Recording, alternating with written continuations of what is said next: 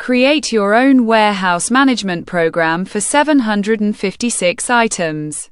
Formatting the input mask. Right-click the first sheet tab and select View Code. In the VBA editor, double-click Userform 1. In the upper right corner, select the Activate procedure.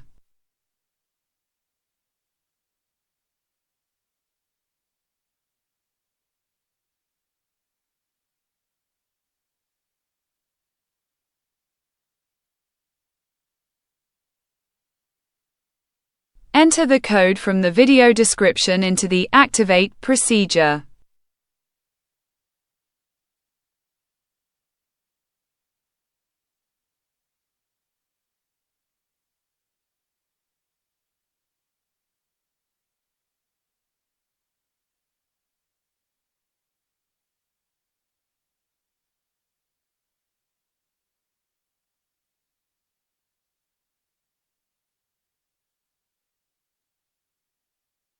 Open the worksheet and then the input mask.